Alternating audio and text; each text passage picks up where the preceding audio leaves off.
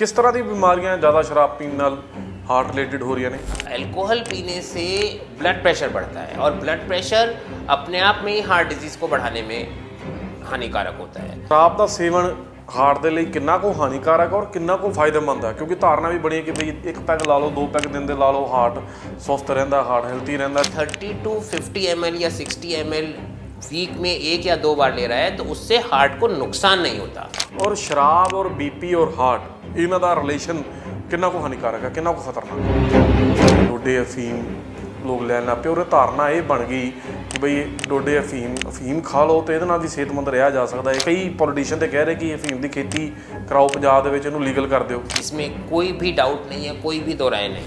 देखिए, अफीम थोड़ी सी देने से एक ब्लड थिनर की काम करती है, तो ये धारणा भी हमें जनरल पब्लिक में बतानी चाहिए कि अफीम खाना कोई भी हार्ट अटैक या ब्रेन के अटैक का सॉल्यूशन नहीं है। कोई भी एज ऐसी नहीं रह गई है जहाँ पे हमें हार्ट डिजीज़ ना मिले। यंग एज में जब हार्ट अटैक आता है तो जान का खतरा बहुत ज़्यादा होता है in comparison to old age. Good cholesterol कह देंगे, बैड कोलेस्ट्रोल कह देंगे, ट्रिग्लिसराइड्स कह देंगे, ये सारी चीज़ां की ने और किहड़ी मात्रा इहदी सानू जांच लेनी चाहिए है और कोलेस्ट्रोल कितना चाहिए है, ट्रिग्लिसराइड्स कितने चाहिए ने या कितने नहीं चाहिए ने? तो ट्राइग्लिसराइड खराब है अगर 150 से ज़्यादा है, HDL अगर 45 से कम है तो खराब है, और इसमें सबसे ज़्यादा खराब है bad cholesterol, that is LDL।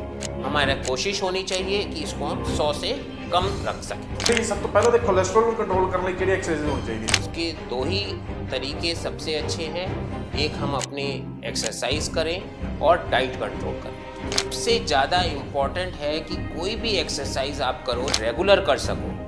Regularity का मतलब होता है 4 से 5 दिन एक वीक में और कम से कम 40-45 मिनट। सबसे ज़्यादा इम्पॉर्टेंट है कि कोई भी एक्सरसाइज आप करो जो आपके इंटरेस्ट में हो, आप रेगुलर कर सको।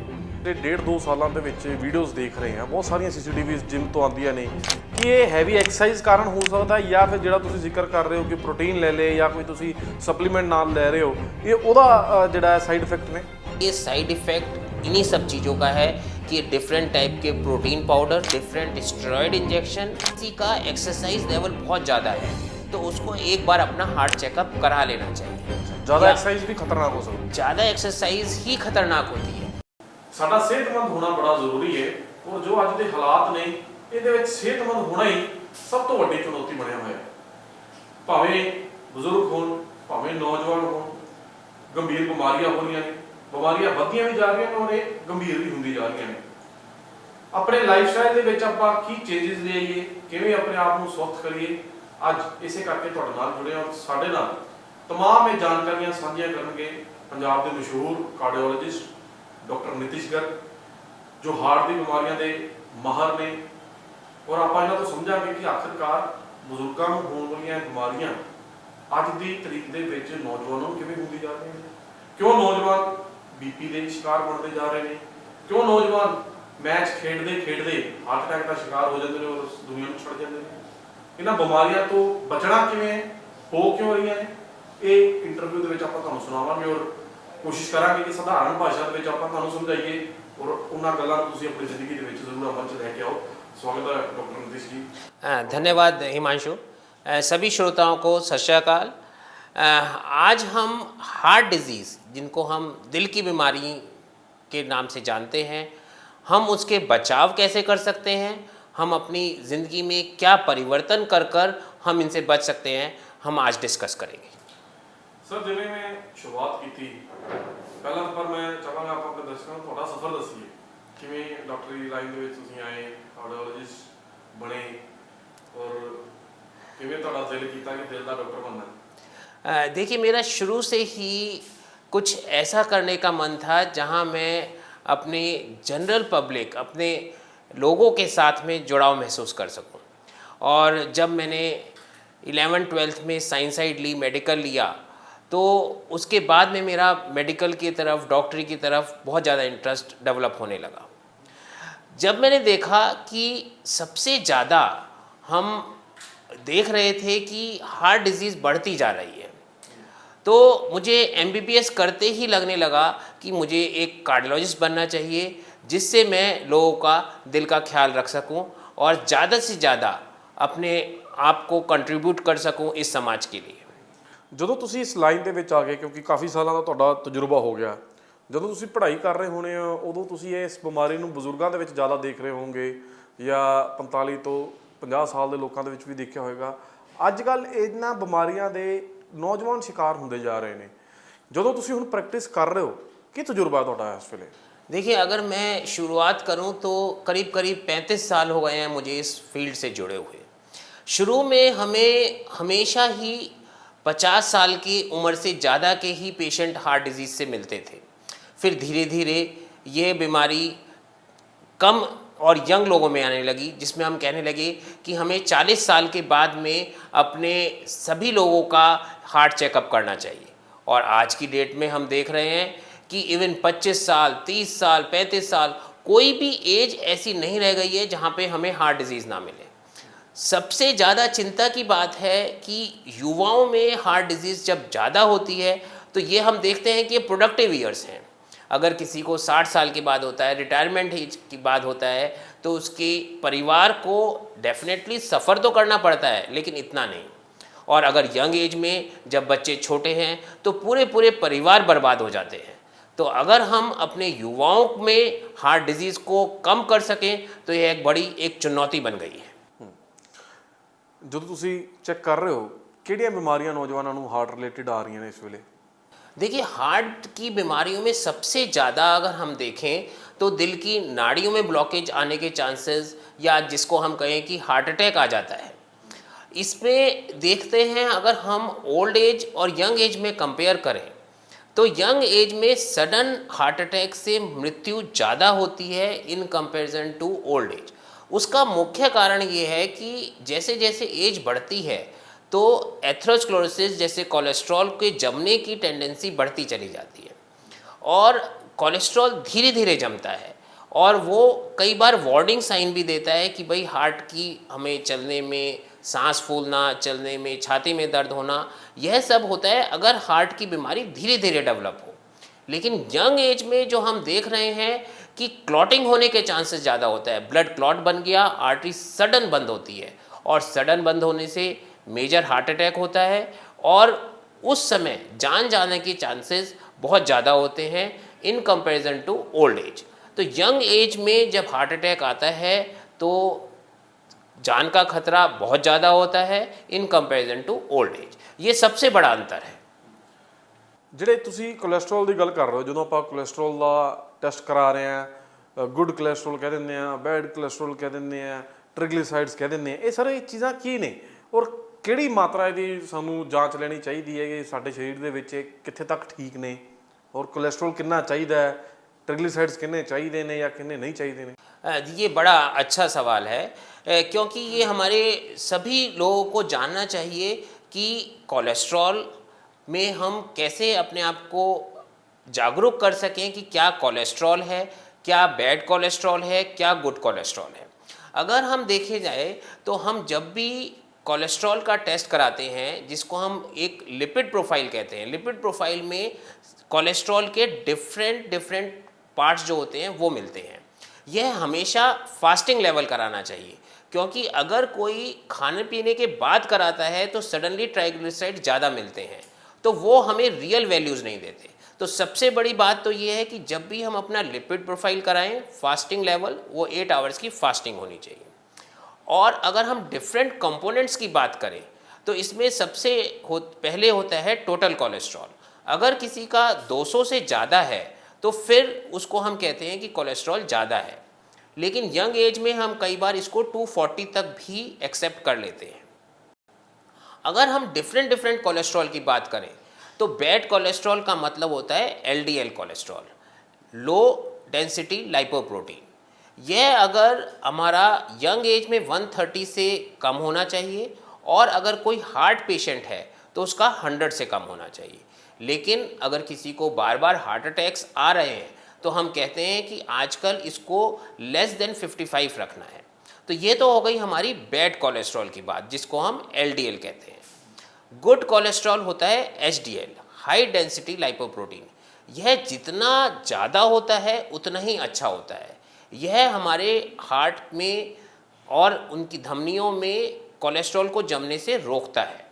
अगर हम बात करें इसके वैल्यूज़ की तो ये 55 से ज़्यादा फीमेल्स में और 45 से ज़्यादा मेल्स में होना चाहिए। सबसे बड़ी बात यह है कि ये किसी भी दवाई से कम या ज़्यादा नहीं हो सकता। अगर हमें इसको इम्प्रूव करना है, बढ़ाना है, तो इसका एक ही तरीका है कि एक्सरसाइज। एक्सरसाइज से ही हम एचडीएल बढ़ा सकते हैं और अपने कोलेस्ट्रॉल को जमने से रोक सकते हैं। तीसरा एक पार्ट होता है ट्राइग्लिसराइड। ट्राइग्लिसराइड भी स्पेशली हिंदुस्तानियों में, हमारे भारतीयों में और साउथ एशियंस में ये देखा गया है कि अगर ट्राइग्लिसराइड 150 से ज़्यादा है तो भी हार्ट अटैक आने के चांसेस ज़्यादा होते हैं। तो ट्राइग्लिसराइड खराब है अगर 150 से ज़्यादा है, एचडीएल अगर 45 से कम है तो खराब है, और इसमें सबसे ज़्यादा खराब है bad cholesterol, that is LDL. हमारा कोशिश होनी चाहिए कि इसको हम 100 से कम रख सकें। तो ये डिफरेंट कंपोनेंट हैं और डिफरेंट डिफरेंट वैल्यूज़ हैं। और ਜਦੋਂ ਆਪਾਂ ਐਕਸਰਸਾਈਜ਼ ਕਰਦੇ ਹਾਂ ਕਿ ਫਿਰ ਇਹ ਸਾਰੇ ਕੰਪੋਨੈਂਟਸ ਜਿਹੜੇ ਨੇ ਉਹ ਸਹੀ ਮਾਤਰਾ 'ਚ ਆ ਜਾਂਦੇ ਨੇ, ਜਾਂ ਮਤਲਬ ਐਲਡੀਐਲ ਦੇ ਲਈ ਤੁਹਾਨੂੰ ਕੁਝ ਹੋਰ ਐਫਰਟ ਕਰਨੇ ਪੈਣਗੇ, ਟ੍ਰਾਈਗਲਿਸਰਾਈਡਸ ਤੁਸੀਂ ਘਟਾਣੇ ਆ ਤੁਹਾਨੂੰ ਹੋਰ ਐਫਰਟ ਕਰਨੇ ਪੈਣਗੇ, एचडीएल ਲਈ ਹੋਰ ਐਫर्ट करने ਪੈਣਗੇ? देखिए, अगर हमें ओवरऑल कोलेस्ट्रॉल इम्प्रूव करना है तो उसके दो ही तरीके सबसे अच्छे हैं। एक, हम अपनी एक्सरसाइज करें और डाइट कंट्रोल करें। अदरवाइज़ मेडिसिन से तो हम कंट्रोल कर ही सकते हैं, लेकिन अगर हमें ओवरऑल कोलेस्ट्रॉल सब चीज़ों को बेटर करना है तो डाइट और एक्सरसाइज, इन दो का कोई भी रिप्लेसमेंट नहीं है। इवन इफ अगर हम मेडिसिन खा रहे हैं और हमारी डाइट ठीक नहीं है, जिसके बारे में हम लेटर ऑन डिस्कस करेंगे कि क्या क्या हमारी डाइट हमारे कोलेस्ट्रॉल को ख़राब करती हैं और क्या डाइट हमारे कोलेस्ट्रॉल को अच्छा करती हैं। तो अगर आप ये कहें कि हमें अपने कोलेस्ट्रॉल को इम्प्रूव करने के तरीके diet, exercise and last resort should be medicine. ਜਿਹੜੀ ਕੋਲੇਸਟ੍ਰੋਲ ਦੀ ਮੈਡੀਸਿਨ ਹੈ ਇਹ ਵੀ ਲਾਈਫ ਲੌਂਗ ਹੁੰਦੀ ਹੈ ਜਿਹਨੂੰ ਲੱਗ ਜਾਏ, ਕਿਉਂਕਿ ਅੱਜ ਕੱਲ ਨੌਜਵਾਨ ਸਭ ਤੋਂ ਵੱਧ ਟੈਸਟ ਕਰਾ ਰਹੇ ਨੇ, ਨੌਜਵਾਨ ਜਾਂਦੇ ਨੇ ਟੈਸਟ ਕਰਾ ਰਹੇ ਨੇ ਆਪਣਾ ਟ੍ਰਾਈਗਲਿਸਰਾਈਡਸ ਜਾਂ ਬੈਡ ਕੋਲੇਸਟ੍ਰੋਲ, ਉਹਨਾਂ ਦਾ ਵੱਧ ਕੇ ਆ ਰਿਹਾ। ਉਹ ਵੀ ਕਾਰਨ ਮੈਂ ਤੁਹਾਨੂੰ ਪੁੱਛਾਂਗਾ, ਪਰ ਕਿ ਜਦੋਂ ਇਹਦੀ ਦਵਾਈ ਲੱਗ ਵੀ ਜਾਂਦੀ ਹੈ ਤਾਂ ਫਿਰ ਇਹ ਵੀ ਲਾਈਫ ਲੌਂਗ ਹੋਈ? देखिए, ये बहुत ही अच्छी चीज़ हो गई है कि आजकल हमारे युवाओं में जागरूकता आ गई है कि हम भी हार्ट की बीमारियों से अफेक्टेड हो सकते हैं। तो ये बहुत ही अच्छी बात है कि अगर हम अपने टेस्ट करा रहे हैं, लिपिड प्रोफाइल करा रहे हैं और उसमें एबनॉर्मलिटी मिलती है, तो हम एक्सरसाइज से सबसे पहले हमारा ये होता है कि अगर फेमिलियल ट्राइग्लिसराइड हाइपर ट्राइग्लिसराइड या फेमिलियल हाइपर कोलेस्ट्रोलेमिया नहीं है, जिसमें कोलेस्ट्रॉल के लेवल 400 से ज़्यादा, 500 से ज़्यादा होते हैं, तो हम हमेशा ये कहते हैं यंग एज में एक्सरसाइज और डाइट, लाइफस्टाइल मॉडिफिकेशन से अपने कोलेस्ट्रॉल्स को इम्प्रूव करो। और ऐसा हम फिर करके 3 महीने बाद दोबारा रिपीट करते हैं। अगर किसी के कोलेस्ट्रॉल लेवल्स इन दो चीज़ों से ठीक हो गए हैं तो फिर मेडिसिन की ज़रूरत ही नहीं पड़ती। लेकिन काफ़ी हम देख रहे हैं कि आजकल कोलेस्ट्रॉल की मेडिसिन की ज़रूरत पड़ती है और इनिशियली हमें कई बार हाई डोज देनी पड़ती है, लेटर ऑन उसके रिपीट करके 6 वीक बाद हम लो डोज कर सकते हैं। और हमने देखा है कि अगर लोग अपना लाइफस्टाइल मॉडिफिकेशन करें तो कोलेस्ट्रॉल की दवाई ऑल टुगेदर बंद हो जाती है। ਜੇਕਰ ਮੈਡੀਸਿਨ ਨਹੀਂ ਲੈਣੀ ਔਰ ਕੋਲੇਸਟ੍ਰੋਲ ਨੂੰ ਕੰਟਰੋਲ ਕਰਨਾ ਹੈ, ਕਿਹੜੀ ਐਕਸਰਸਾਈਜ਼ਸ ਕਰਨੀ ਚਾਹੀਦੀਆਂ ਨੇ? ਕਿਉਂਕਿ ਲੋਕਾਂ ਦੇ ਅੰਦਰ ਇਹ ਵੀ ਬੜੀ ਕਨਫਿਊਜ਼ਨ ਹੁੰਦੀ ਹੈ। ਜਦੋਂ ਸਮਾਜ 'ਚ ਬਹਿ ਜਾਂਦੇ ਆ, ਇੱਕ ਵਿਅਕਤੀ ਕਹਿੰਦਾ ਤੂੰ ਸਾਈਕਲਿੰਗ ਕਰ ਲਓ, ਦੂਜਾ ਕਹਿੰਦਾ ਤੂੰ ਜਿਮ ਚਲੇ ਜਾ, ਤੀਜਾ ਕਹਿੰਦਾ ਤੂੰ ਸੈਰ ਕਰ ਲੈ। ਕਿਹੜੀ ਸਭ ਤੋਂ ਪਹਿਲਾਂ ਤੇ ਕੋਲੇਸਟ੍ਰੋਲ ਨੂੰ ਕੰਟਰੋਲ ਕਰਨ ਲਈ ਕਿਹੜੀ ਐਕਸਰਸਾਈਜ਼ ਹੋਣੀ ਚਾਹੀਦੀ ਹੈ? देखिए, हमारा सबसे ज़्यादा इम्पॉर्टेंट है कि कोई भी एक्सरसाइज आप करो जो आपके इंटरेस्ट में हो, आप रेगुलर कर सको। रेगुलरिटी का मतलब होता है 4 से 5 दिन एक वीक में और कम से कम 40-45 मिनट। अगर आपका इंटरेस्ट वॉकिंग, साइकिलिंग, स्विमिंग या कोई भी स्पोर्ट्स एक्टिविटी है, कोई भी फिज़िकल एक्टिविटी जो आपकी पसंदीदा है, अगर मैं कहूँ कि मुझे वॉक करना है, मुझे अच्छा लगता है 45 मिनट से 1 घंटा ब्रिस्क वॉकिंग, तो बहुत अच्छी बात है। ब्रिस्क वॉकिंग थोड़ा समझा दो कि ब्रिस्क वॉकिंग का मतलब है कि मुझे इतना स्पीड से चलना है, करीब 5 से 6 किलोमीटर पर आवर की स्पीड से चलना है जिसमें मुझे हल्का पसीना आ जाए।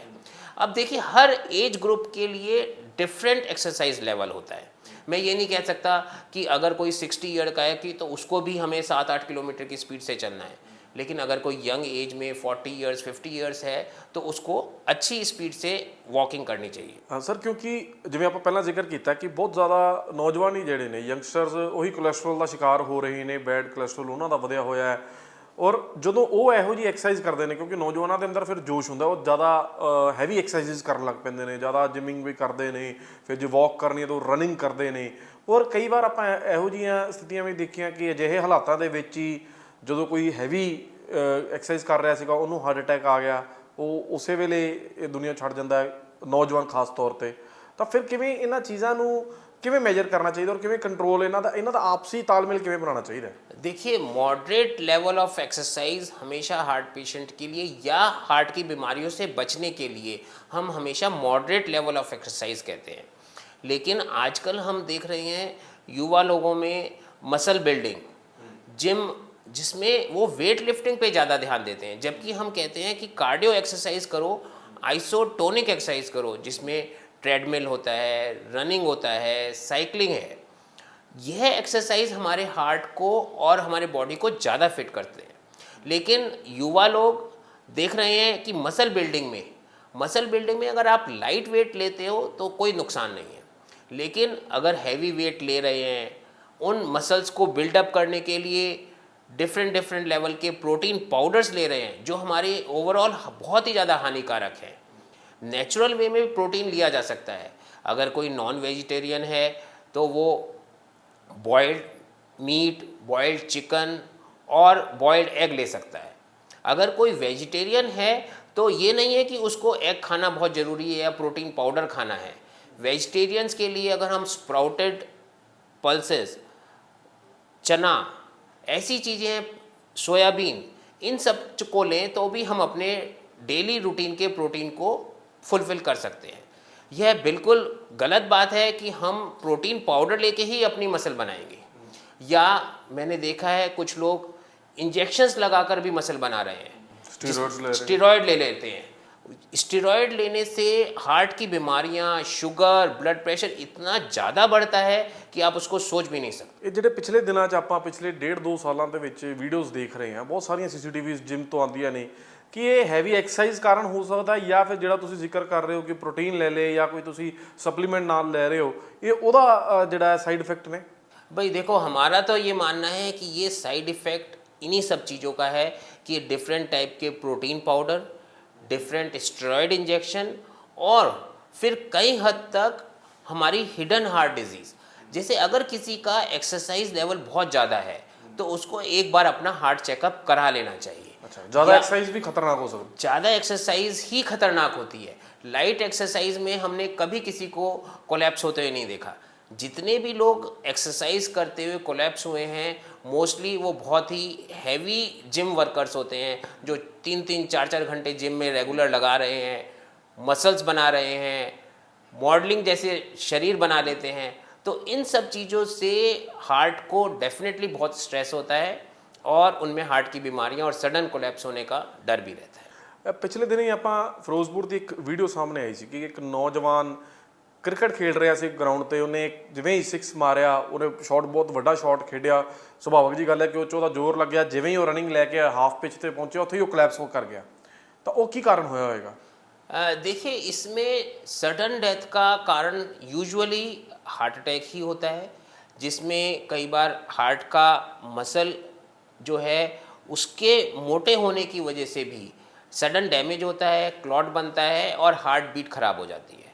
तो विद इन 1 to 2 मिनट्स बंदे का कोलैप्स हो सकता है और जान जा सकती है। ऐसे में हम आजकल बहुत ज़्यादा ये कह रहे हैं कि CPR की ट्रेनिंग देनी चाहिए हमें। CPR मतलब कार्डियोपल्मोनरी रिससिटेशन।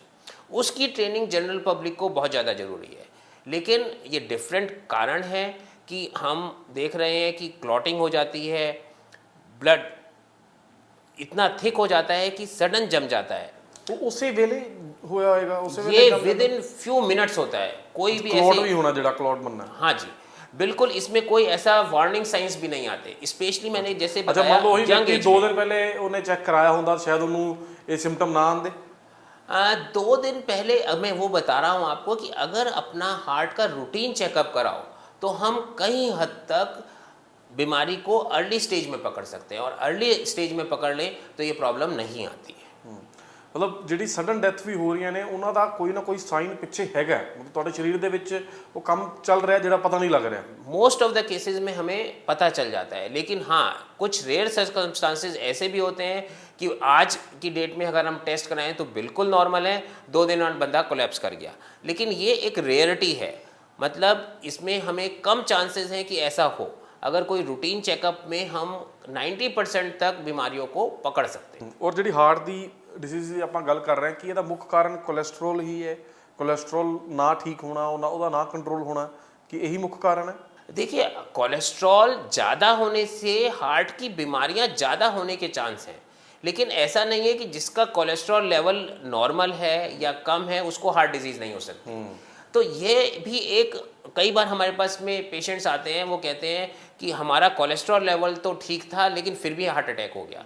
ऐसा कोई हार्ड एंड फास्ट रूल नहीं है कि जिसका कोलेस्ट्रॉल नॉर्मल है उसको हार्ट अटैक नहीं होगा, लेकिन हाँ जिसको कोलेस्ट्रॉल ज़्यादा है उसको हार्ट अटैक होने के चांसेस ज़्यादा रहते हैं। फिर ब्लड क्लॉटिंग कितनी है, कई चीज़ें ऐसी होती हैं, जैसे हम अगर हार्ट में चेक करें होमोसिस्टीन लेवल अगर हाई है तो वह यह इंडिकेट करता है कि हमारी हेरिडिटरी हार्ट डिजीज़ होने के चांसेस ज़्यादा है। इसको भी कम दवाइयों से कम किया जा सकता है। या एक होता है LPA जो हेरिडिटरी से होता है, जो हम ब्लड टेस्ट करते हैं LPA, लो डाइजेस्टिव लाइपोप्रोटीन के अलावा LPA अगर किसी का ज़्यादा है तो उसको भी हार्ट डिजीज़ होने के चांसेस ज़्यादा रहते हैं। कुछ एपोप्रोटीन A, एपोप्रोटीन B ऐसे लेवल्स भी हैं जो हम चेक कर सकते हैं और हार्ट डिजीज़ या हार्ट अटैक होने की प्रोबेबिलिटी को जान सकते हैं। ਹੁਣ ਆਪਾਂ ਜੇ ਡਾਈਟ ਦਾ ਜ਼ਿਕਰ ਕਰੀਏ, ਕੋਲੇਸਟ੍ਰੋਲ ਨੂੰ ਤੁਸੀਂ ਡਾਈਟ ਨਾਲ ਜ਼ਿਕਰ ਜੋੜਦੇ ਹੋ ਤਾਂ ਲੋਕਾਂ ਦੇ ਵਿੱਚ ਧਾਰਨਾ ਇਹ ਹੈ ਕਿ ਫਰਾਈਡ ਛੱਡ ਦਈਏ, ਫਰਾਈਡ ਨਾਲ ਜ਼ਿਆਦਾ ਅੰਦਰ ਤੇਲ ਜੰਮ ਰਿਹਾ ਤੇ ਉਹ ਕੋਲੇਸਟ੍ਰੋਲ ਖਰਾਬ ਹੋ ਰਿਹਾ ਹੈ, ਤਾਂ ਕੀ ਸਿਰਫ ਫਰਾਈਡ ਤੋਂ ਜਾਂ ਬਾਹਰਲੇ ਖਾਣ ਪੀਣ ਤੋਂ ਬਚਾਅ ਕਰ ਲਈਏ ਇਹੀ ਬਹੁਤ ਹੈ? देखिए फ्राइड तो डेफिनेटली हमारे कोलेस्ट्रॉल लेवल को बढ़ाता है। फ्राइड से ज़्यादा मैं ये कहूँगा कि अगर हम घर में फ्राइड कुछ थोड़ा बहुत खाएं तो हमारा कोलेस्ट्रॉल लेवल इतना ख़राब नहीं होगा, लेकिन अगर हम बाहर का खाना थोड़ा सा भी खाते हैं तो उसमें हमारा सडन इंक्रीज़ होता है कोलेस्ट्रॉल लेवल का। क्योंकि बाहर की चीज़ों में हम देखते हैं ट्रांस फैटी एसिड्स ज़्यादा होते हैं, प्रिजर्वेटिव्स ऐसे होते हैं जो ट्रांस फैट्स होते हैं, उनमें कोलेस्ट्रॉल बढ़ने के चांसेस ज़्यादा रहते हैं।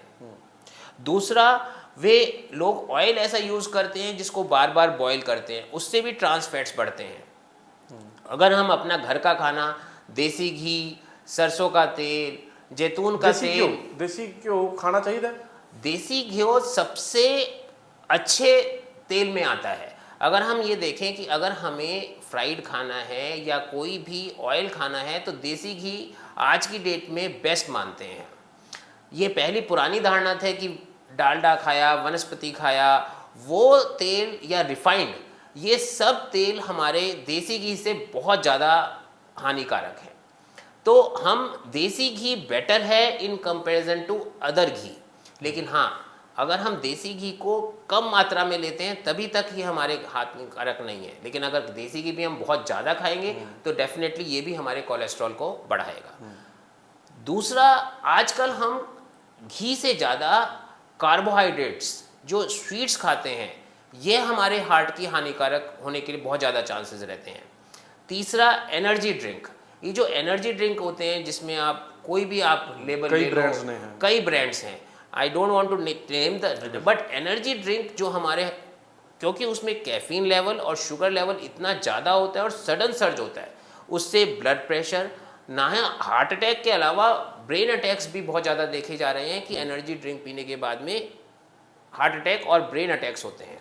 सर ये खाण पीन बाहर ਦਾ ਤੇ ਸਭ ਨੂੰ ਇੱਕ ਧਾਰਨਾ ਹੈਗੀ ਹੈ, ਪਰ ਸ਼ਰਾਬ ਦਾ ਸੇਵਨ ਹਾਰਟ ਦੇ ਲਈ ਕਿੰਨਾ ਕੁ ਹਾਨੀਕਾਰਕ ਔਰ ਕਿੰਨਾ ਕੁ ਫਾਇਦੇਮੰਦ ਹੈ? ਕਿਉਂਕਿ ਧਾਰਨਾ ਵੀ ਬਣੀ ਕਿ ਬਈ ਇੱਕ ਪੈਗ ਲਾ ਲਓ, 2 ਪੈਗ ਦਿਨ ਦੇ ਲਾ ਲਓ, ਹਾਰਟ ਸਵਸਥ ਰਹਿੰਦਾ, ਹਾਰਟ ਹੈਲਥੀ ਰਹਿੰਦਾ, ਜਦੋਂ ਤੁਸੀਂ ਬੀਅਰ ਪੀ ਲਓ ਉਦੋਂ ਹੈਲਥੀ ਰਹਿੰਦਾ। देखिए अब तो ये बिल्कुल प्रूव हो गया है कि अल्कोहल, किसी भी तरह का अल्कोहल हार्ट के लिए अच्छा नहीं है।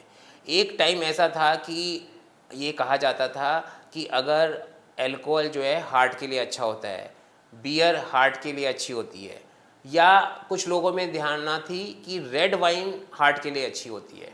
यह बिल्कुल गलत है। आज की डेट में यह बिल्कुल प्रूवन है कि अल्कोहल किसी भी फॉर्म में हार्ट के लिए अच्छा नहीं है। लेकिन अगर कोई 30 टू 50 ml या 60 ml वीक में 1 या 2 बार ले रहा है तो उससे हार्ट को नुकसान नहीं होता। लेकिन अगर कोई ये सोचे कि मुझे थोड़ा अल्कोहल लेने से हार्ट की बीमारी से बच सकता हूँ, तो ये उसकी बिल्कुल गलत धारणा है।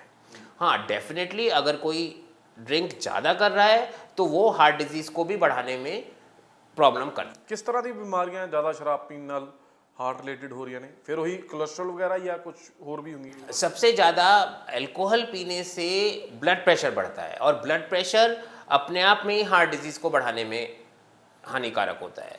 तो अगर हमारा ब्लड प्रेशर ज़्यादा होगा, जो अल्कोहल पीने से सभी का ज़्यादा होता है, लेकिन अगर कम मात्रा में अल्कोहल पी जाएगी तो ब्लड प्रेशर भी नहीं बढ़ेगा और हार्ट अटैक होने के चांसेस नहीं बढ़े। क्योंकि नौजवानों ਦੇ ਵਿੱਚ ਹੁਣ ਬੀਪੀ ਦੀ ਬਿਮਾਰੀ ਬੜੀ ਕਾਮਨ ਹੋ ਗਈ ਹੈ ਕਿ ਬੀਪੀ ਵੀ ਹਾਈ ਰਹਿਣ ਲੱਗ ਪਿਆ। ਇੱਕ ਤਾਂ ਮੈਂ ਚਾਹਾਂਗਾ ਕਿ ਹੁਣ ਤੁਸੀਂ ਜਦੋਂ ਆਪਣੀ ਕੁਰਸੀ ਤੇ ਬੈਠ ਕੇ ਪੇਸ਼ੈਂਟਸ ਨੂੰ ਚੈੱਕ ਕਰ ਰਹੇ ਹੋ ਤਾਂ ਤੁਹਾਡਾ ਪੈਮਾਨਾ ਕੀ ਹੈ ਇਸ ਵੇਲੇ ਬੀਪੀ ਦਾ? ਕਿਉਂਕਿ ਕਹਿੰਦੇ ਵਰਲਡ ਲੈਵਲ ਤੇ ਬੀਪੀ ਦੇ ਮਾਤਰਾ ਨੂੰ ਵਧਾਇਆ ਗਿਆ, ਜੋ ਪਹਿਲੇ 120-80 ਨਾਰਮਲ ਸੀਗਾ।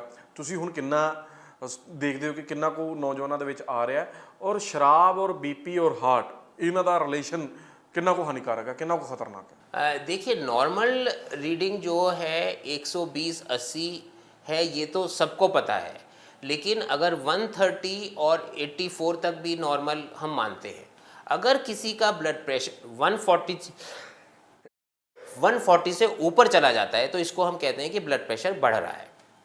लेकिन अगर एक आध रीडिंग ब्लड प्रेशर की 130 और 140 से ऊपर जाती है तो हम इमीडिएटली मेडिसिन नहीं स्टार्ट करते, क्योंकि कई बार बंदा आता है हमारे क्लिनिक में, स्ट्रेस लेवल बढ़ा होता है, उसको लगता है कि भाई मेरे को कहीं हार्ट की प्रॉब्लम तो नहीं है, जिसको हम वाइट कोट हाइपरटेंशन भी कहते हैं।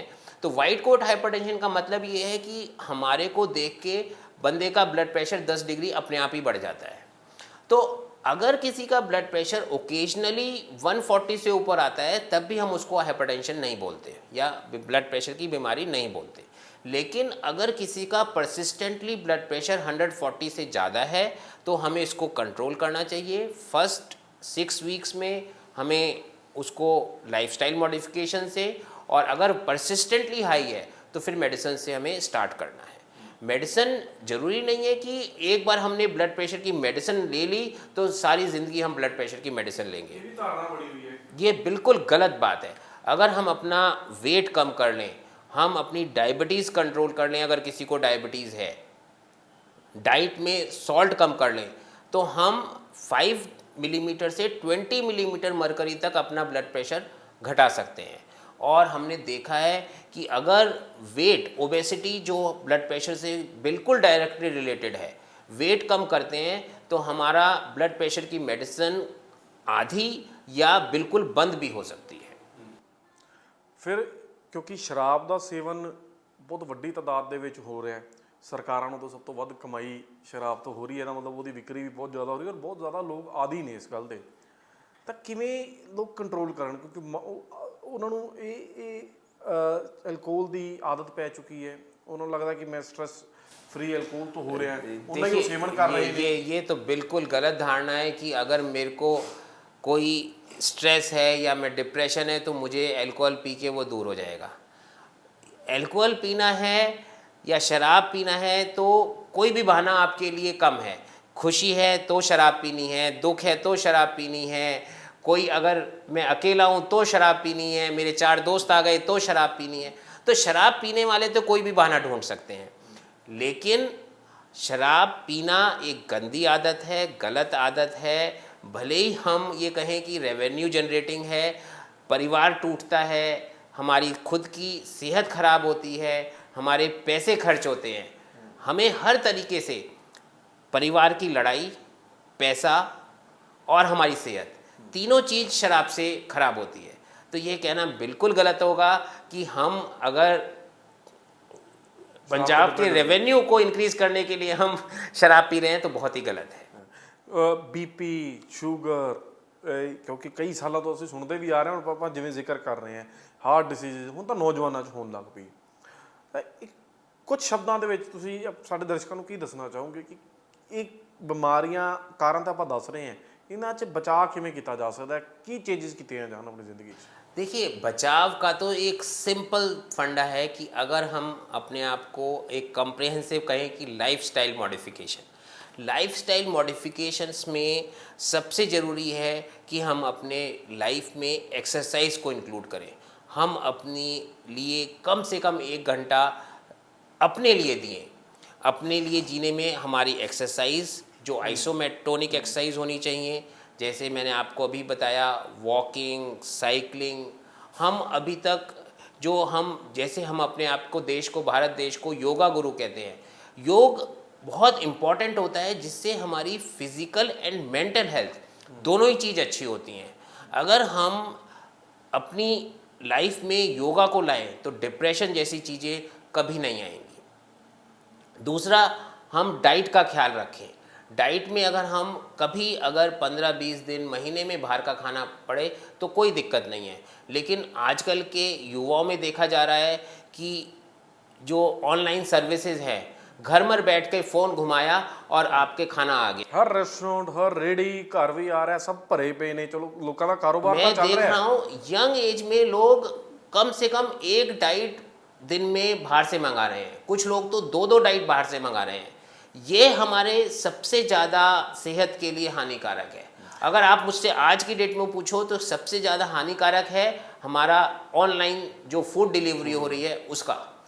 तीसरा, अगर हम अपने आप को ब्रीदिंग एक्सरसाइज जो बहुत ही इम्पॉर्टेंट है, उससे ब्रीदिंग एक्सरसाइज से हमारे हार्ट को और पूरी बॉडी को जो ऑक्सीजन मिलती है वो हमारे लिए पूरे 24 घंटे काम आती है। अगर हम मेडिकल साइंस मंदा है जे भी ਉਹਦਾ पूरा ट्रस्ट है योगा 'ਚ। बिल्कुल, मेडिकल साइंस प्रूवन है। योगा का बेनिफिट मेडिकल साइंस में बिल्कुल वेल प्रूवन है। ਤੁਸੀਂ ਆਪ भी करते हो? बिल्कुल, मैं तो हर तरीके से रेगुलर एक्सरसाइज भी करता हूँ, योगा भी करता हूँ और ब्रीदिंग एक्सरसाइज भी करता हूँ। ਸਰ ਤੁਸੀਂ ਦੱਸ ਸਕਦੇ ਹੋ ਬਰੀਥਿੰਗ ਐਕਸਰਸਾਈਜ਼ ਕੀ ਹੋਣੀ ਚਾਹੀਦੀ ਹੈ, ਕਿਉਂਕਿ ਉਹਦੇ ਵਿੱਚ ਵੀ ਬਹੁਤ ਸਾਰੀਆਂ ਧਾਰਨਾਵਾਂ ਨੇ।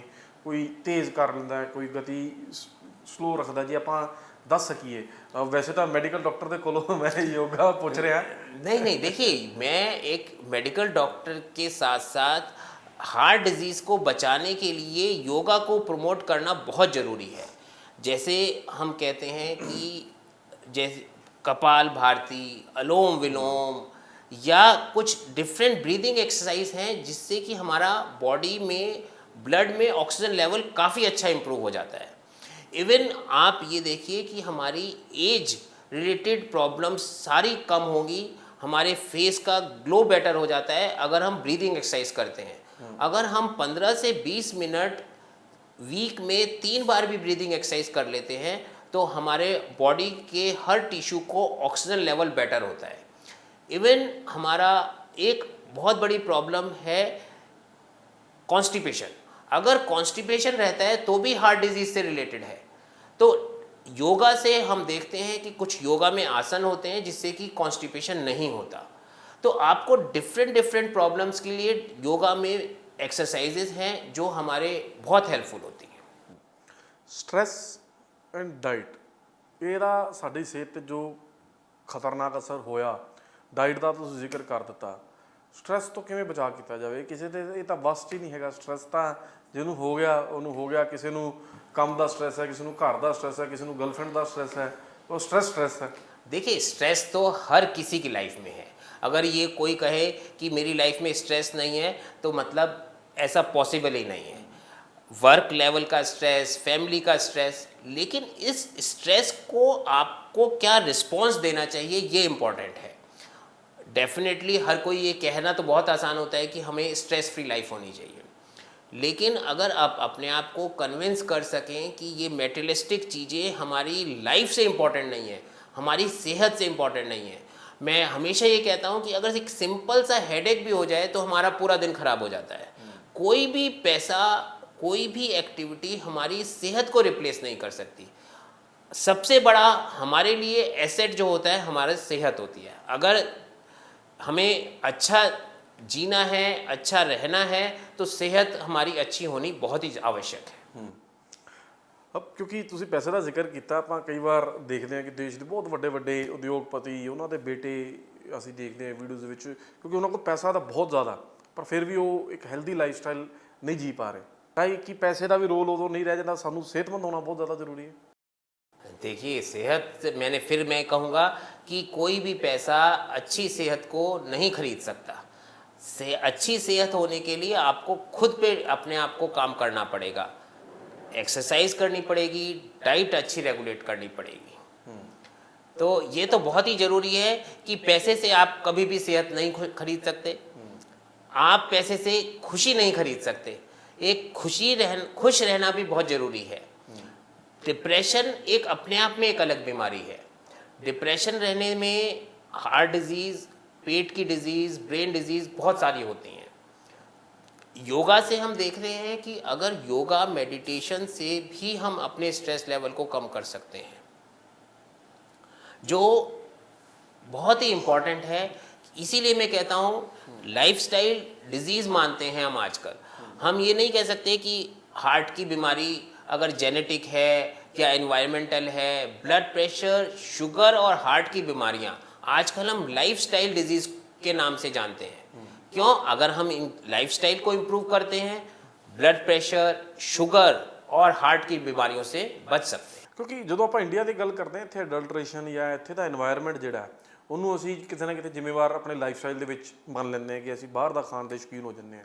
ਪਰ ਅਸੀਂ ਦੇਖਦੇ ਹਾਂ ਕਿ ਕੈਨੇਡਾ ਸਾਡੇ ਕੁਝ ਨੌਜਵਾਨ ਗਏ, ਉੱਥੇ ਵੀ ਉਹਨਾਂ ਨਾਲ ਅਜਿਹੀਆਂ ਘਟਨਾਵਾਂ ਵਾਪਰੀਆਂ, ਤਾਂ ਉਹ ਕੀ ਕਾਰਨ ਹੋ ਸਕਦੇ ਨੇ? देखिए एडल्ट्रेशन जैसे इंसेक्टिसाइड, पेस्टिसाइड, ये तो हमारे खाने को ख़राब कर ही रहे हैं। फूड एडल्ट्रेशन एक अपने आप में बहुत बड़ी प्रॉब्लम है, लेकिन जो हमारे जीन्स हैं वो कनाडा जाके या ऑस्ट्रेलिया जाकर बदलते नहीं हैं। तो कुछ फैक्टर्स जेनेटिक और एनवायरमेंटल मिलकर हमारी हार्ट डिजीज़ या कोई भी हमारी सेहत की प्रॉब्लम को बढ़ाते हैं। ਅਫੀਮ ਦਾ ਚਲਣ ਕਿਤੇ ਨਾ ਕਿਤੇ ਨੌਜਵਾਨਾਂ ਦੇ ਵਿੱਚ ਹੈਗਾ। ਡੋਡੇ ਅਫੀਮ ਲੋਕ ਲੈਣ ਲੱਗ ਪਏ, ਔਰ ਧਾਰਨਾ ਇਹ ਬਣ ਗਈ ਕਿ ਬਈ ਡੋਡੇ ਅਫੀਮ ਖਾ ਲਓ ਤੇ ਇਹਦੇ ਨਾਲ ਵੀ ਸਿਹਤਮੰਦ ਰਿਹਾ ਜਾ ਸਕਦਾ। ਇੱਕ ਅੱਛਾ ਡਰੱਗ ਹੈ, ਅੱਛਾ ਨਸ਼ਾ। ਕਈ ਪੋਲੀਟੀਸ਼ੀਅਨ ਤੇ ਕਹਿ ਰਹੇ ਕਿ ਅਫੀਮ ਦੀ ਖੇਤੀ कराओ, पंजाब दे विच इहनूं लीगल कर दिओ। देखिए अफीम या कोई भी किसी भी तरीके का नशा हमारी सेहत के लिए हानिकारक है, इसमें कोई भी डाउट नहीं है, कोई भी दो राय नहीं है। कुछ लोगों को हमने ये कहते सुना है कि इसको हार्ट अटैक आ रहा था या ब्रेन का अटैक आ रहा था, मैंने थोड़ी सी अफीम दे दी, उससे ठीक हो गया। देखिए अफीम थोड़ी सी देने से एक ब्लड थिनर की काम करती है। अगर किसी को हार्ट अटैक आ रहा है या ब्रेन का अटैक आ रहा है तो अफ़ीम ज़रूरी नहीं है कि अफ़ीम से वो ठीक हो जाएगा या अफ़ीम उसको फ़ायदेमंद ही होगी। कई बार हमने देखा है अफ़ीम खाने से अगर ज़रा सी भी ज़्यादा मात्रा में ले ली तो बंदे का कॉन्शियसनेस लेवल ख़राब हो जाता है और हमें ये नहीं पता चल पाता कि ये हार्ट अटैक है, ब्रेन का अटैक है या कोई बड़ी प्रॉब्लम है। तो ये धारणा भी हमें जनरल पब्लिक में बतानी चाहिए कि अफीम खाना कोई भी हार्ट अटैक या ब्रेन के अटैक का सॉल्यूशन नहीं। ਜਿਹੜੇ ਲੋਕ ਰੈਗੂਲਰ ਇਹਨੂੰ ਯੂਜ਼ ਕਰ ਰਹੇ ਨੇ, ਕਈ ਬਜ਼ੁਰਗ ਬੜੇ ਸਾਲਾਂ ਤੋਂ ਇਹਨੂੰ ਰੈਗੂਲਰ ਯੂਜ਼ ਕਰ ਰਹੇ ਨੇ, ਉਹ ਇਹਨੂੰ ਇੱਕ ਆਪਣੀ ਦਵਾਈ ਜਾਂ ਆਪਣੀ ਜ਼ਿੰਦਗੀ ਦਾ ਇੱਕ ਅੰਗ ਮੰਨ ਲੈਂਦੇ ਨੇ, ਤਾਂ ਫਿਰ ਉਹ ਅੱਗੇ ਮੈਸੇਜ ਨੌਜਵਾਨਾਂ ਤੱਕ ਵੀ ਆ ਰਿਹਾ ਕਿ ਬਈ ਇਹ ਫਾਇਦੇਮੰਦ ਹੈ, ਕਿ ਬਾਬੇ ਇੰਨੀ ਦੇਰ ਤੋਂ ਅਫੀਮ ਖਾ ਰਹੇ ਨੇ, ਬਿਲਕੁਲ ਸਵਸਥ ਨੇ। ਤਾਂ ਇਹ ਚੱਲਣ ਜਿਹੜਾ ਹੈ ਇਹ ਚੱਲ ਪਿਆ ਪੰਜਾਬ ਦੇ ਵਿੱਚ। ਮੈਂ ਜੇ ਖਾਸ ਤੌਰ ਤੇ ਗੱਲ ਕਰਾਂ ਕਿ ਨੌਜਵਾਨਾਂ ਦੇ ਵਿੱਚ ਇੱਕ ਇਹਨੂੰ ਅਫੀਮ ਨੂੰ ਪ੍ਰਮੋਟ ਕਰਨ ਲੱਗ ਪਏ, ਇੱਕ ਵਧੀਆ ਚੀਜ਼ ਕਹਿ ਕੇ ਮਤਲਬ ਜੇ ਕੋਈ ਸਰਵ ਕਰ ਰਿਹਾ ਕਿਸੇ ਨੂੰ ਤਾਂ ਉਹ 'ਚ ਉਹਨੂੰ ਖੁਸ਼ੀ ਹੋ ਰਹੀ ਕਿ ਮੈਂ ਤੁਹਾਨੂੰ ਅਫੀਮ ਖਵਾ ਰਿਹਾ, ਖਾ ਜਾ।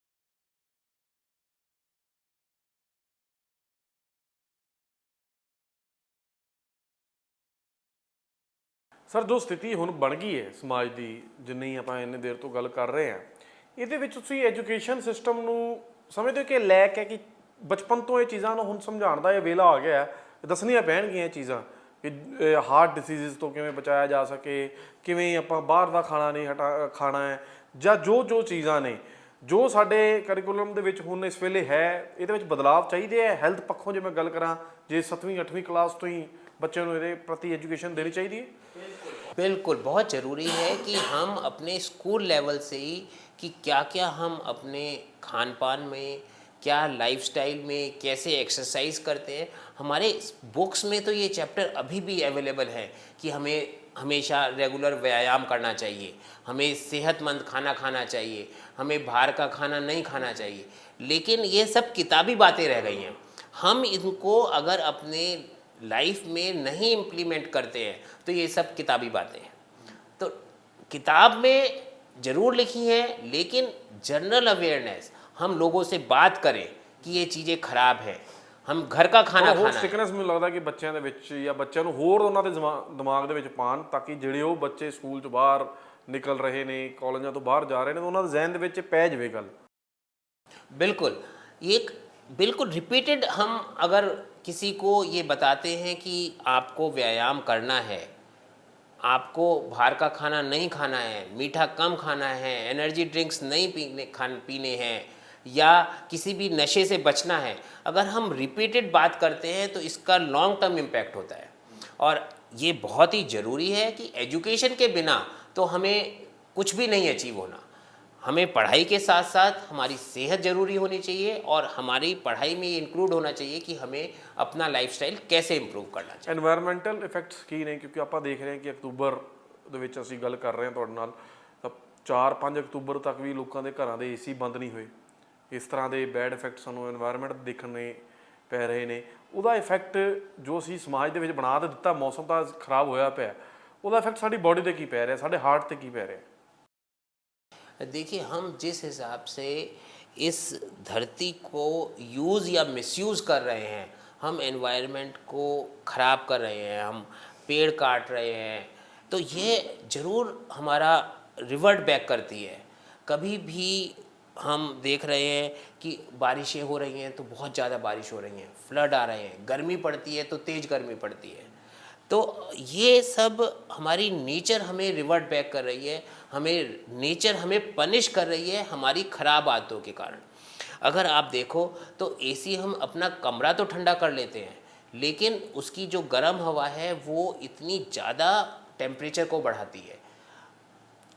जो हमारे ग्लेशियर्स हैं वो पिघल रहे हैं, समुद्र लेवल बढ़ रहा है, ये सब नेचर को जब डिस्ट्रॉय करेगा तो नेचर रिवर्ट बैक करेगी।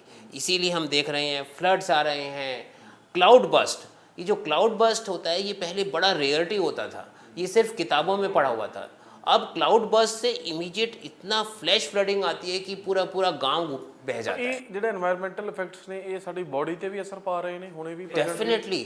ये जो जितने भी हमारी हीट वेव्स हैं, अल्ट्रा वायलेट रेज हैं, इंफ्रारेड रेज हैं, ये हमारे सेहत को बहुत ही ज़्यादा बैडली अफेक्ट कर रहे हैं, इसमें कोई डाउट नहीं है। लेकिन हम इन सब चीज़ों से नहीं बच पा रहे हैं। हम अभी भी गैजेट्स, टीवी, मोबाइल, इन सब चीज़ों से स्क्रीन टाइम हम लोगों का बढ़ता जा रहा है। हाँ, कुछ प्रोफेशंस में हमें मैंडेटरी होता है कि हमें कुछ टाइम स्क्रीन टाइम देखना पड़ता है, लेकिन हमारा स्क्रीन टाइम जब ज़रूरत से ज़्यादा बढ़ जाता है तो वो भी हमारी सेहत को बहुत ज़्यादा ख़राब कर रहा है। ਤੁਸੀਂ 35 ਸਾਲ ਤੋਂ ਪ੍ਰੈਕਟਿਸ ਕਰ ਰਹੇ ਹੋ, ਮੈਂ ਜਾਣਨਾ ਚਾਹੁੰਦਾ ਹਾਂ ਕਿ ਇੱਕ ਹਾਰਟ ਸਪੈਸ਼ਲਿਸਟ ਦਾ ਆਪਣਾ ਲਾਈਫ ਦਾ ਜੀਣ ਦਾ ਤਰੀਕਾ ਕੀ ਹੈ, ਉਹਨਾਂ ਦੀ ਰੂਟੀਨ ਕੀ ਹੁੰਦੀ ਹੈ। ਸਾਡੇ ਦਰਸ਼ਕਾਂ ਨੂੰ ਤੁਸੀਂ ਦੱਸੋ ਕਿ ਡਾਕਟਰ ਕਿਵੇਂ अपना दिन व्यतीत करता है, कितना को मोबाइल चलाता है, की खाता है, की एक्सरसाइज करता है। देखिए, अगर मैं अपने बारे में बात करूं तो मैं मॉर्निंग में कोशिश ये करता हूं कि मैं 5:30 to 6 के बीच में उठ जाऊं और 30 to 40 मिनट्स अपना वॉक, योगा मैं बदल के एक्सरसाइज करता हूं, या साइकिलिंग। हम Sunday to Sunday 25-30 kilometre cycling कर लेते हैं। फिर मेरा एक शौक़ है कि मैं बैडमिंटन प्लेयर रहा हूँ शुरू से, तो मैं नाइट में 8 to 9:30 बैडमिंटन खेलता हूँ, क्योंकि मॉर्निंग टाइम में बैडमिंटन खेल के तो हम वर्किंग नहीं कर सकते। तो कोई भी स्पोर्ट हो जो आपकी हॉबी हो, आपको रेगुलरिटी करे, आपको किक दे। आप एक स्पोर्ट्स में ये भी है कि आपका ये सबसे बढ़िया स्ट्रेस बस्टर होता है। हम दिन भर का कितना भी स्ट्रेस हो, अगर हम 1 घंटा कोई भी अपनी पसंदीदा खेल, जैसे मैं बैडमिंटन खेलता हूँ, तो मेरा सारा स्ट्रेस रिलीव हो जाता है। तो एक बात तो बहुत ज़रूरी है कि आप एक्सरसाइज करें, कोई स्पोर्ट्स आपकी हॉबी हो तो बहुत ही अच्छी बात है। दूसरा, मैं एक और चीज़ प्रमोट करता हूँ कि जैसे आप 10 बादाम रात को भिगो, सुबह उनको छील के खा लो, तो उससे नट्स से जो हमें एंटीऑक्सीडेंट मिलते हैं, वो कोई भी केमिकल, जैसे आजकल लोग कहते हैं कि भाई हमें फ़िश ऑयल के कैप्सूल खाने पड़ रहे हैं, एंटीऑक्सीडेंट खाने पड़ रहे हैं, तो कोई भी केमिकल आपके नेचुरल वे में से जो एंटीऑक्सीडेंट लेते हो उसको नहीं मैच कर सकता। तो डाइट में अगर आप अपने नट्स रखते हो, फ्रेश फ्रूट्स रखते हो, तो उनसे जो एंटीऑक्सीडेंट लेवल आपका बढ़ेगा, जो आपकी सेहत को अच्छा करेगा, वो कोई भी केमिकल आपको सेहतमंद नहीं कर सकता। खाण पीन ਤੁਹਾਡਾ ਤੁਸੀਂ ਬਾਹਰੋਂ नहीं खाते? डॉक्टर बिल्कुल नहीं खाते? नहीं, ये बात बिल्कुल गलत है कि अगर कोई डॉक्टर है तो बाहर का नहीं खाता। मैं भी once in a while, maybe 15 दिन में, 10 दिन में बाहर का खाते हैं, एक लेकिन लिमिटेड खाना होता है।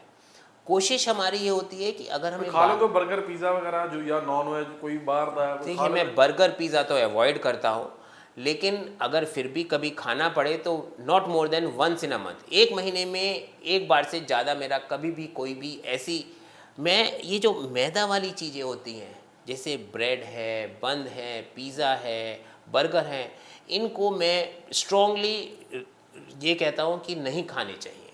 क्यों? क्योंकि इससे ना आपके, मैंने देखा है कि डायबिटीज़ लेवल भी बहुत ज़्यादा ख़राब हो जाता है। अगर आप रॉ वेजिटेबल, रॉ वीट खाते हो या तो सोयाबीन ਤੁਸੀਂ का, ਜਦੋਂ ਬਾਹਰ ਗਏ ਤਾਂ ਫਿਰ ਕੀ ਲੱਭਦੇ ਹੋ, ਕੀ ਖਾਣਾ है? नहीं लबने की, देखिए अगर आप प्रॉपरली एक्सरसाइज कर रहे हो, हफ्ते 10 दिन में बाहर का भी खाना खा रहे हो, तो it does not affect you badly. Problem ये आती है कि जब आप दिन में रोज खाने लगते हो, दिन में 2 डाइट बाहर का खाने लगते हो। ये, मैं ये नहीं कह रहा कि आपको बिल्कुल भी, अगर हम एक सोशल प्राणी हैं तो हम बाहर का खाना नहीं खाएंगे। बाहर का खाना खा सकते हैं, लेकिन उसकी फ्रीक्वेंसी कम होनी चाहिए। खाना पड़े तो एक लिमिटेड अमाउंट में खाना है। ये नहीं है कि साहब हम खाए जा रहे हैं एक बार। दूसरा, उसको कॉम्पनसेट करो कि थोड़ा एक्सरसाइज ज़्यादा कर लो नेक्स्ट डे। ਇਹ ਸਰ ਸਵਾਲ ਮੈਂ ਤੁਹਾਡੇ ਤੋਂ ਤਾਂ ਪੁੱਛ ਰਿਹਾ ਸੀਗਾ ਕਿ ਜ਼ੁਬਾਨ ਤੇ ਤਾਲਾ ਲਗਾਉਣਾ, ਕਿ ਜ਼ੁਬਾਨ ਤੇ ਲੋਕਾਂ ਦੇ ਤਾਲਾ ਨਹੀਂ ਲੱਗ ਰਿਹਾ, ਕਿ ਜਿਹੜੀ ਇਹ ਵੀ ਮੈਨੂੰ ਲੱਗਦਾ ਕਿ ਇੱਕ ਨਸ਼ਾ ਹੋ ਗਿਆ ਕਿ ਲੋਕ ਬਾਹਰ ਦਾ ਜੇ 2-2 ਮੀਲਸ ਖਾ ਰਹੇ ਨੇ, ਬਾਹਰ ਜਾ ਕੇ 버ਗਰ ਪੀਜ਼ਾਸ ਵੀ ਖਾ ਰਹੇ ਨੇ, ਫਰਾਈਡ ਵੀ ਖਾ ਰਹੇ ਨੇ, ਲੋਕਾਂ ਨੂੰ ਇੱਕ ਐਡਿਕਸ਼ਨ ਹੈ। ਜਿਹੜਾ ਬਾਹਰ ਦਾ ਖਾਣਾ ਖਾਦਾ ਕਿ ਉਹਦੇ ਨਾਲ ਉਹਨਾਂ ਦੇ ਅੰਦਰ ਇੱਕ ਐਡਿਕਸ਼ਨ ਪੈਦਾ ਹੋਈ ਹੈ, ਕੁਝ ਇਹੋ ਜਿਹੇ ਚੀਜ਼ਾਂ ਅੰਦਰੋਂ ਪ੍ਰੋਡਿਊਸ ਹੋ ਰਹੀਆਂ ਕਿ ਉਹਨਾਂ ਨੂੰ ਬਾਹਰ ਦਾ ਖਾਣਾ ਹੀ ਪੈ ਰਿਹਾ ਹੈ। ਔਰ ਜੇਕਰ ਤੁਸੀਂ ਜੋ ਇਹਨਾਂ ਚੀਜ਼ਾਂ ਨੂੰ ਸਮਝਦੇ ਹੋ, ਤੁਸੀਂ ਆਪਣਾ ਕੰਟਰੋਲ ਕਰ ਰਹੇ ਹੋ, ਤੇ ਕਿਹੜੀਆਂ ਇਹੋ ਜਿਹੀਆਂ ਆਲਟਰਨੇਟਿਵ ਚੀਜ਼ਾਂ ਨੇ ਜਿਹਦੇ ਨਾਲ ਤੁਸੀਂ ਕੰਟਰੋਲ ਕਰ ਪਾ ਰਹੇ ਹੋ? ਤਾਂ ਕਿਉਂਕਿ ਇਹ ਮੈਂ ਆਪ ਇਹ ਮਹਿਸੂਸ ਕਰਦਾ ਕਿ ਮੈਂ ਬਾਹਰ ਦਾ ਬਹੁਤ ਖਾਂਦਾ, ਤਾਂ ਮੈਨੂੰ ਐਡਿਕਸ਼ਨ ਲੱਗਦੀ ਹੈ। ਕਈ ਵਾਰੀ ਸਵੇਰੇ ਸੋਚ ਲਈਦਾ ਕਿ ਨਹੀਂ ਖਾਣਾ ਹੈ, ਪਰ ਸ਼ਾਮ ਪੈਂਦੇ ਪੈਂਦੇ ਦਿਲ ਕਰਦਾ ਯਾਰ ਨਹੀਂ ਕੁਝ ਖਾਣਾ ਪੈਣਾ ਹੈ, ਤਾਂ ਇੱਦਾਂ ਲੱਗਦਾ ਕਿ ਬੋਡੀ 'ਚ ਕੁਝ ਇੱਦਾਂ ਦਾ ਪ੍ਰੋਡਿਊਸ ਹੋ ਰਿਹਾ ਕਿ ਉਹ ਮੰਗ ਰਹੇ ਨੇ। ਤਾਂ ਆਲਟਰਨੇਟ ਕੀ ਹੋਣਾ ਚਾਹੀਦਾ ਸਰ? एक, हमें जैसे आपने कहा कि ताला लगाना एक सॉल्यूशन नहीं है। कोई भी चीज़ अगर आप एक मॉडरेट अमाउंट में करते हैं या वंस इन अ वाइल करते हैं तो कोई प्रॉब्लम नहीं है। आपकी अगर क्रेविंग है बाहर का खाना खाने की, तो उस क्रेविंग को आपको रोकना पड़ेगा, अपने आप को कंट्रोल करना पड़ेगा। क्यों? क्योंकि अगर मैंने देखा है कि अगर किसी को हार्ट पेशेंट बन गया या कोई बीमारी आ गई तो फोर्सफुली उसको काम, ये रेस्ट्रिक्शंस आई जानी है। लेकिन इम्पॉर्टेंट ये है कि बचाव हमेशा उपचार से अच्छा है। तो आप बीमारियों को आने ही ना दें, और अगर आप थोड़ा सा डिसिप्लिन रहे कि भाई हाँ मैं खाऊंगा तो, लेकिन मैंने अगर आज खाया है तो अब मैं हफ्ते 10 दिन तक बाहर का खाना नहीं खाऊंगा, या खाऊंगा भी तो 1/4 डाइट में बाहर का खाना खाऊंगा, या अगर मैंने खाया है तो मुझे उसको कॉम्पनसेटरी एक्सरसाइज ज़्यादा करनी है। उस दिन मैं 40 मिनट की जगह 1 घंटा वॉक करूँगा। तो अगर हम इन सब चीज़ों को अपने अंदर ये कन्विंस करें, अपने आप को स्ट्रांगली रखें कि हमें ये चीज़ें इम्प्लीमेंट करनी है, तो हम बीमारियों से बच सकते हैं। ਜਿਹੜੀ ਸਲਾਹ ਤੁਸੀਂ ਦੇ ਰਹੇ ਹੋ ਇਹਦੇ ਨਾਲ ਤਾਂ ਜਿਹੜੇ ਖਾਣ ਪੀਣ ਦਾ ਕਾਰੋਬਾਰ ਕਰਦੇ ਨੇ ਉਹਨਾਂ ਦੀ ਵੀ ਕਮਾਈ ਘਟੂਗੀ, ਕਮਾਈ ਤਾਂ ਤੁਹਾਡੀ ਵੀ ਘਟੂਗੀ, ਔਰ ਡਾਕਟਰਾਂ ਦੀ ਧਾਰਨਾ ਬਣੀ ਹੋਈ ਹੈ ਕਿ ਬਈ ਡਾਕਟਰ ਤਾਂ ਹੁਣ ਕਮਾਈ ਦਾ ਸਾਧਨ ਲੱਭ ਰਹੇ ਨੇ ਕਿ ਵੱਧ ਤੋਂ ਵੱਧ ਕਮਾਈ ਕਿਵੇਂ ਹੋਵੇ। नहीं देखिए, ਔਰ ਇਹ ਤਾਂ ਸਰਕਾਰ, ਭਾਰਤ ਸਰਕਾਰ ਵੀ ਇਕਨੋਮੀ ਵੀ ਇਹੋ ਜਿਹੀ ਲੈ ਕੇ ਆਈ ਕਿ ਲੋਕ ਵੱਧ ਤੋਂ ਵੱਧ ਖਰਚਣ, ਪੈਸਾ ਮਾਰਕੀਟ 'ਚ ਲੈ ਕੇ ਆਣ। देखिए हम एज अ डॉक्टर ये नहीं चाहते कि हमारी पब्लिक जो है, हमारी जो है वो उनकी सेहत खराब हो। हमारा एम है कि सेहतमंद रहे, सेहत अच्छी रहे, उसके लिए हमें हेल्दी रखना है। लोगों को बीमार कर कर हमें पैसा नहीं बनाना है। अगर हम उनको एजुकेट करें कि आपको अच्छा खाना है, अच्छी हेल्दी लाइफस्टाइल रखनी है, तब भी हम उतना ही कमा सकते हैं। कमाने की प्रॉब्लम नहीं है, प्रॉब्लम ये है कि हम अपनी अगली पीढ़ी को ये संदेश देना है, युवा लोगों को संदेश देना है कि अगर आपकी सेहत अच्छी है तो प्रोडक्टिविटी अच्छी रहेगी। खाली शराब पीकर रेवेन्यू जनरेट कर कर हम कुछ नहीं कर सकते। अगर हम उन लोगों की सेहत अच्छी होगी, वो काम ज़्यादा करेंगे, प्रोडक्टिव लाइन में आएंगे और हमारी इकनॉमी और इम्प्रूव हो। ਆਖਰੀ ਸਵਾਲ, ਕੋਵਿਡ ਤੋਂ ਬਾਅਦ ਬਹੁਤ ਸਥਿਤੀਆਂ ਜਿਹੜੀਆਂ ਗੰਭੀਰ ਹੋਈਆਂ ਨੇ, ਬਿਮਾਰੀਆਂ ਦੇ ਵਿੱਚ ਵਾਧਾ ਹੋਇਆ ਔਰ ਉਹ ਗੰਭੀਰ ਵੀ ਹੋਈਆਂ, ਖਾਸ ਤੌਰ ਤੇ ਨੌਜਵਾਨਾਂ ਦੇ ਵਿੱਚ। ਔਰ ਇੱਕ ਧਾਰਨਾ ਇਹ ਵੀ ਬਣੀ ਕਿ ਵੈਕਸੀਨ ਤੋਂ ਬਾਅਦ ਬਹੁਤ ਜ਼ਿਆਦਾ ਦਿੱਕਤਾਂ ਜਿਹੜੀਆਂ ਨੇ ਨੌਜਵਾਨਾਂ ਦੇ ਵਿੱਚ ਆ ਰਹੀਆਂ ਨੇ। ਕੀ ਇਹ ਵਾਕਈ ਸੱਚਾਈ? ਔਰ ਖੁਦ ਕੰਪਨੀ ਨੇ ਵੀ, ਕੋਵੈਕਸੀਨ ਦੀ ਕੰਪਨੀ ਨੇ ਵੀ ਮੰਨਿਆ ਕਿ ਕਲੋਟਿੰਗ ਵਧੀ ਹੈ ਸਾਡੀ ਵੈਕਸੀਨ ਦੇ ਨਾਲ।